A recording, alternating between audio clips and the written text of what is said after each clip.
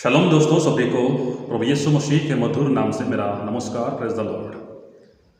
दोस्तों, आज जो हम मसीह है, हमारा मसीह धर्म का जो आज तक का सफ़र है, जो जर्नी ऑफ क्रिश्चियनिटी, इतना आसान नहीं था।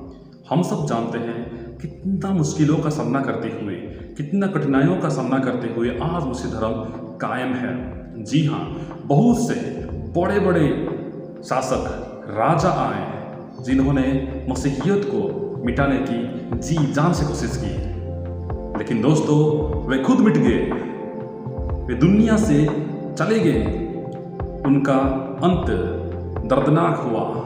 लेकिन मसीहियत आज भी कायम है, मसीह धर्म को मानने वाले लोग आज भी है। दोस्तों, हम सब जानते हैं अडोल्फ हिटलर के बारे में, जिन्होंने यहूदियों को मिटाने के लिए जी जान से कोशिश की है। बहुत से यहूदियों को उन्होंने मार दिया, लेकिन यहूदियों को वो मिटा नहीं सका। परमेश्वर यहोवा को मानने वालों को उसने मिटा नहीं सका, लेकिन उसका अंत कितना दर्दनाक था अगर आप जानते हैं तो अच्छी बात है। तो दोस्तों, आज जितने लोग भी आप हिस्ट्री उठा के देखिए, आज इतिहास गवाह है, जितने लोगों ने भी मसीहियत का मजाक उड़ाया, ठट्टों में उड़ाया, खिल्ली उड़ाया, परमेश्वर के खिलाफ खड़े हुए, उनका अंत बहुत ही दर्दनाक, बहुत ही भयानक रूप से हुआ है। जी हाँ, बहुत ही दर्दनाक और बहुत ही भयानक रूप से हुआ है। दोस्तों, वचन में लिखा गया कि परमेश्वर ठट्टों में उड़ाया नहीं जाता, हम जो बोएंगे वही काटेंगे। परमेश्वर हमारा ठट्टों में, मजाक में, खिल्ली उड़ाने वाला परमेश्वर है नहीं दोस्तों। तो इसीलिए आज इतिहास गवाह है, जितने लोगों ने, बड़े बड़े राजाओं ने, बड़े बड़े शासकों ने हमारे मसीह धर्म को मिटाने की कोशिश की, बाइबल को जलाने की कोशिश की, मसीह धर्म का नाम और निशान को मिटाने के लिए कोशिश किए, वे खुद इस दुनिया से मिट गए। तो दोस्तों, मैं आज आपको ऐसी एक घटना को बताने जा रहा हूँ जो आपने पहली बार सुना होगा, नहीं सुना होगा, लेकिन फिर भी आपको मैं बताना चाहता हूँ। जितने हम मसीह लोग हैं, हम सब जानते हैं यरूशलेम टेम्पल AD 70 में तबाह बर्बाद हो गया था। और कौन किया था? उस समय के प्रसिद्ध साम्राज्य यानी कि रोमी साम्राज्य यरूशलेम के मंदिर यानी कि हमारा जीवित परमेश्वर यहोवा परमेश्वर का मंदिर को नाश कर दिए थे, तबाह बर्बाद कर दिए थे। आग लगा के, आग से उस मंदिर को जलाया था। AD 70 यानी कि ये दूसरा मंदिर था। तो रोमी लोगों ने ये सोचा कि हमने अपना काम कर दिया, हमने यहोवा के मंदिर को नाश करके, नष्ट करके, इस धर्म को हमने नष्ट कर दिया, हमने इसका नामो निशान मिटा दिया, हमारा काम हो गया। लेकिन दोस्तों, उनके लिए एक बुरा वक्त आने वाला था। जी हाँ, इसका नतीजा उनको भुगतना था। परमेश्वर ठट्टों में उड़ाया नहीं जाता। जो लोग आज, जितने भी लोग आज परमेश्वर के खिलाफ हैं, उनके अगेंस्ट में हैं, उनका अंत बहुत ही भयानक और दर्दनाक होने वाला है। प्रभु परमेश्वर एक ना एक दिन उसका दंड देने ही वाला है, बदला लेने वाला परमेश्वर है। दोस्तों, AD 79, जी हाँ, AD 79, वो रात एक ऐसी रात थी जो कि अंतहीन रात थी। लोगों ने सोचा ये तो रात बहुत लंबी हो रही है, क्योंकि इतना भयानक रात थी। क्यों? दोस्तों, उस समय के बहुत ही प्रसिद्ध, बहुत शानदार और बहुत ही डेवलप्ड शहर, रोमी शहर पोम्पेई, जो कि उस समय के हिसाब से बहुत ही डेवलप्ड सिटी थी, बहुत ही आयोजित सिटी थी। AD 79 में माउंट वेसुवियस के विस्फोट के मद्देनजर प्रसिद्ध रोमन प्रकृतिवादी प्लिनी द एल्डर और उनके साथी धुएं और गिरती राख से प्रभावित होकर ढह गए, जबकि आसपास की इमारतें, बड़े बड़े बिल्डिंग्स ढह गई। पोम्पेई शहर और हरकुलेनियम सहित नेपल्स की खाड़ी के समृद्ध शहर हिंसक ज्वालामुखी द्वारा नष्ट हो गए। दोस्तों, उस समय देखते ही देखते कुछ ही पलों में माउंट वेसुवियस से ज्वालामुखी यानी कि वोल्कानो निकल के इन शहरों को तबाह बर्बाद कर दिया। जी हाँ, परमेश्वर किसी को भी इस्तेमाल कर सकता है, किसी को भी, कोई चीज़ों को भी, कोई वस्तुओं को भी अपने काम के लिए इस्तेमाल कर सकता है। जैसे वचन में लिखा गया, अगर तुम चुप रहो तो पत्थर भी चिल्ला उठेंगे, मेरा प्रशंसा करेंगे। जी हाँ, तो दोस्तों, परमेश्वर ने माउंट वेसिवियस से उस वोल्कानो को, उस ज्वालामुखी को इस्तेमाल किया ये रोमी साम्राज्य को, रोमी शहरों को तबाह बर्बाद करने के लिए, नष्ट करने के लिए। परमेश्वर ठट्टों में उड़ाया नहीं जाता, क्योंकि ये रोमी लोगों ने लगभग 9 साल पहले ही परमेश्वर के मंदिर को नष्ट कर दिए थे, परमेश्वर का मंदिर भवन को नाश कर दिए थे। और परमेश्वर ऐसे ही इनको नहीं छोड़ता। परमेश्वर हमारा बदला लेने वाला परमेश्वर है। परमेश्वर ने रोमन अभिजीत, बहुत ही मॉडर्न वर्ग के शानदार जल स्रोतों को नष्ट कर दिया, शानदार बहुत ही बढ़िया शहरों को तबाह बर्बाद कर दिया ज्वालामुखी के द्वारा, उस वोल्कानो के द्वारा। माउंट वेसिवियस के विस्फोट से जलती हुई गर्मागर्म राख से पोम्पेई कुछ ही घंटों में, देखते ही देखते, कुछ ही पल में, पलक झपकते ही पूरी तरह से नष्ट हो गया, नाश हो गया, जल गया, तबाह बर्बाद हो गया। हालांकि इसके खत्म होने के तरीके ने भी इसकी सुरक्षा की। यह शहर लगभग 2000 साल तक आश्चर्यजनक रूप से सुरक्षित रहा।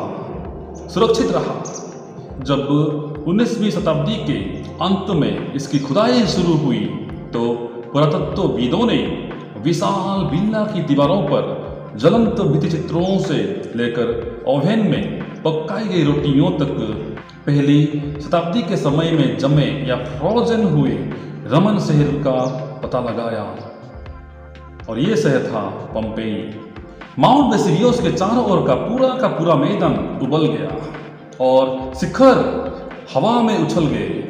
लगातार गड़गड़ाहट, उनमें से कुछ भूमिगत जो गड़गड़ाहट के समान थी और कुछ सतह पर जो गर्जन की तरह लग रही थी। समुद्र भी उस गर्जन में शामिल हो गया और आसमान इससे गूंज गया। तभी अचानक एक भयावह दुर्घटना सुनाई दी। तभी अचानक एक भयंकर दुर्घटना सुनाई दी, मानो पहाड़ टूटकर गिर रहे हों और पहले बड़े बड़े पत्थर फेंके गए जो बड़े से बड़े शिखर जितने ऊंचे थे। फिर बड़ी मात्रा में आग और अंतहीन बहुत ही धुआं निकला, जिससे पूरा का पूरा ही वातावरण अस्पष्ट हो गया, धुंधला सा हो गया, धुआं सा हो गया और सूर्य पूरी तरह छिप गया, मानो ग्रहण या इक्लिप्स लग गया हो। इस प्रकार दिन रात में तब्दील हो गया और प्रकाश या दिन अंधकार में बदल गया। कुछ लोगों का तो ये मानना था कि पूरा का पूरा ब्रह्मांड अराजकता या आग में तब्दील हो रहा है, पूरी की पूरी दुनिया आग सा हो गई है। जब ये सब चल रहा था तो अकल्पनीय मात्रा में राख उड़ गई, जिसने समुद्र और जमीन दोनों को ढक लिया और सारी हवा भर गई। इसने 2 शहरों को यानी कि पोम्पेई और हरकुलेनियम को पूरी तरह से दफन कर लिया, ढांप लिया और ये शहर नाश हो गया। वास्तव में सभी को मिलाकर धूल, धुआं और राख की मात्रा इतनी अधिक थी कि इसका कुछ प्रभाव यह हिस्सा अफ्रीका में, सीरिया में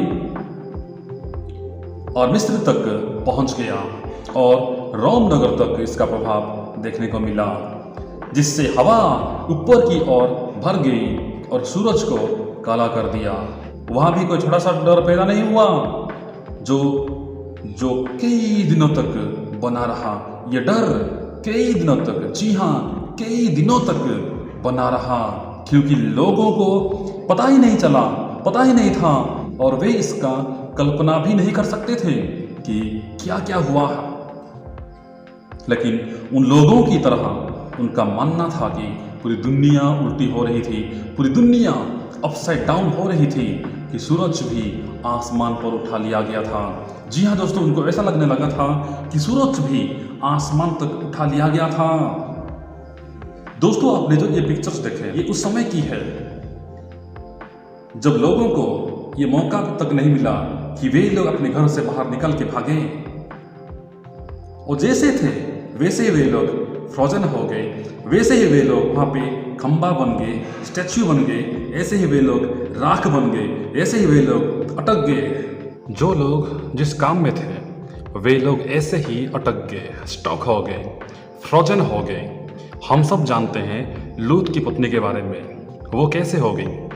वो एक नमक का खंबा बन गई और वहाँ पे खाड़ी की खाड़ी रह गई, कोई हलचल नहीं, कोई मूवमेंट नहीं, यानी कि केमिकल रिएक्शन जैसे होते हैं वैसे ही वो भी हो गई और नमक का खंबा बन गई। ये लोग भी वैसे ही फ्रोजन हो गए, वैसे ही ये लोग स्टॉक हो गए, और जैसे थे, जो काम में बिजी थे, जो काम वे कर रहे थे, वो ऐसे काम करते हुए ही स्टॉक हो गए, वे लोग फ्रोजन हो गए, फ्रीज हो गए। दोस्तों, इस विस्फोट में, इस ज्वालामुखी से बहुत से रोमी मंदिरों का भी नाश हो गया। ये ज्वालामुखी बहुत से मंदिरों को भी भस्म कर दिया, जैसे कि सेरापीस, आइसिस, नेपच्यून और बृहस्पति कैपिटोलिनस को नष्ट कर दिया, नाश कर दिया। तो दोस्तों, ये सब प्लिनी द यंग, जो कि इस घटना का सस्मदित गवाह थे, ये लिखते हैं, ये हमें बताते हैं, परमेश्वर ठट्टों में उड़ाया नहीं जाता। जो कोई भी परमेश्वर के खिलाफ, जो कोई भी क्यों ना हो, अगर परमेश्वर के खिलाफ खड़े होते हैं, परमेश्वर के लोगों को सताते हैं, मारते हैं, पीटते हैं, जो भी इनको बुरा बर्ताव करते हैं, उनका अंत ऐसे ही दर्दनाक होगा, ऐसे ही भयानक होने वाला है। वचन में लिखा गया, बहुत ही बढ़िया वचन लिखा गया, देखिए, क्या तुम नहीं जानते कि तुम परमेश्वर का मंदिर हो और परमेश्वर का आत्मा तुम में वास करता है। यदि कोई परमेश्वर के मंदिर को नष्ट करेगा तो परमेश्वर उसे नष्ट करेगा, क्योंकि परमेश्वर का मंदिर पवित्र है और वह तुम हो। जी हाँ दोस्तों, जरा सोचिए, अगर परमेश्वर उस भवन को, उस घर को, उस मंदिर को नष्ट करने से इनका ये हाल कर दिया, तो जरा सोचिए दोस्तों, जब आज मुझे और आपको प्रभु यीशु मसीह के लिए लोग सताते हैं, लोग हमें मारते हैं, पीटते हैं, हमें बुरे बर्ताव करते हैं, हमारे खिलाफ खड़े होते हैं, हमारे खिलाफ गवाही देते हैं, तो उनका अंत कितना भयंकर होगा, उनका दंड कितना ही भयानक होगा। अब जरा सोचिए, आप जरा सोचिए दोस्तों, ये है हमारा परमेश्वर, बदला लेने वाला परमेश्वर और हमें प्रतिफल देने वाला परमेश्वर। उस पंपेई शहर को, उस हरकुलेनियम शहर को तबाह बर्बाद कर दिया, क्योंकि इन्होंने उस परमेश्वर का मंदिर को नाश कर दिए थे, नष्ट कर दिए थे। परमेश्वर किसी को भी, जी हाँ, किसी को भी, कोई वस्तु को भी इस्तेमाल कर सकते हैं। कितने ही छोटे से छोटे चीज़ों को भी परमेश्वर अपने काम के लिए इस्तेमाल कर सकता है। प्रकृति को प्रभु इस्तेमाल कर सकता है। परमेश्वर के लिए कोई भी काम असंभव नहीं है दोस्तों।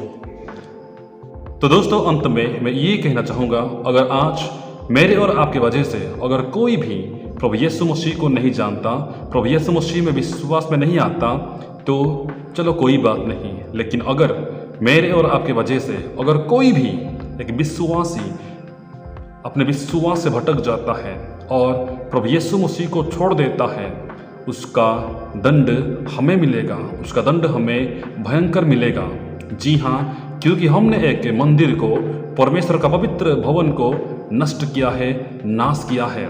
हाँ दोस्तों, वैसे ही आज जितने लोग भी परमेश्वर के खिलाफ है, परमेश्वर को कोसते हैं, परमेश्वर के लोगों को सताते हैं, ताड़ना देते हैं और उनके खिलाफ खड़े होते हैं, उनके खिलाफ गवाही देते हैं और उनके साथ बुरा बर्ताव करते हैं, उनके लिए भी हाय, क्योंकि उनका दंड भी बहुत ही भयानक होने वाला है, उनका दंड भी बहुत ही दर्दनाक होने वाला है। जी हाँ दोस्तों, क्योंकि उन्होंने परमेश्वर के मंदिर के साथ खिलवाड़ की है, परमेश्वर के मंदिर को उन्होंने नष्ट करने की कोशिश की है, इसलिए उनका भी दंड ऐसे ही पम्पई शहर के तरह होगा, उनका भी दंड उस लूत की पत्नी की तरह होगा और बहुत ही भयानक दर्दनाक होगा। इसलिए दोस्तों आज हम परमेश्वर के क्रोध से बचने के लिए परमेश्वर के पैरों तले आए, परमेश्वर के पैरों को पकड़े और प्रभु से हम विनती करें, प्रभु के पास आए और प्रभु को जाने, प्रभु का विश्वास करें और उस दंड से बचने की कोशिश करें। तो प्रभु हम सबको आशीष दे। आप लोग भी बाइबल हमेशा पढ़ते रहें और कुछ ना कुछ सीखते रहें। धन्यवाद।